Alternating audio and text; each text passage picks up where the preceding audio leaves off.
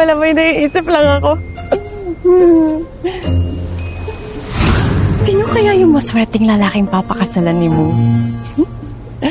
Okay na naman sa akin kahit na sino eh. Basta huwag niya lang aagawin sa akin si Dudong. Tara mo, kain na tayo. Okay. Ay, Captain!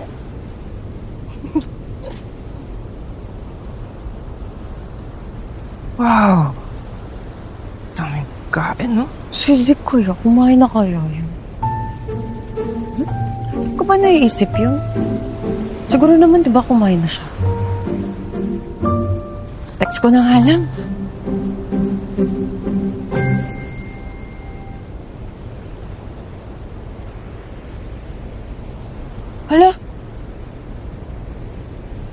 Hala, nakalimutan kong replyan si Kaiser! Sabi niya susunduin niya daw ako. Ba't ka daw niya susunduin? Hindi ko nga alam eh. Basta kanina alam niya na excited ako. Pero, ewan ko kung bakit. Teka, pero totoo naman talaga. Excited naman talaga ako pumunta dito. Pupunta pa dito si Kaiser? Si Kaiser? Oo. Hindi.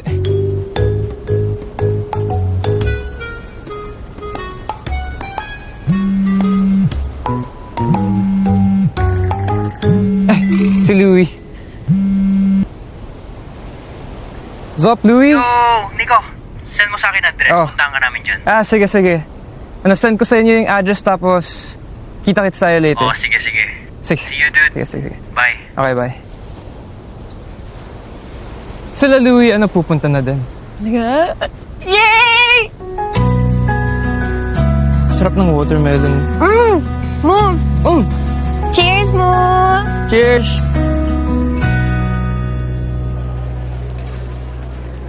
Kaiser!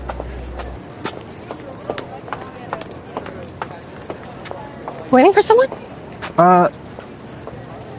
Hinintay ko na si Amy. Months rin na ni Mr. Roswell yan, di ba? Today? Are you sure? I thought it was yesterday. Kahapon. March 13 kahapon ah.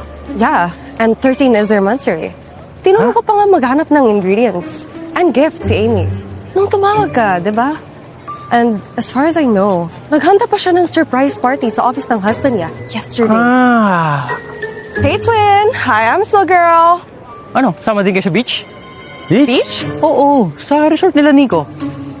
Actually, kanina pa sila nandun eh. Sila? Eto, kaka-text nga lang ni Nico yung address oh.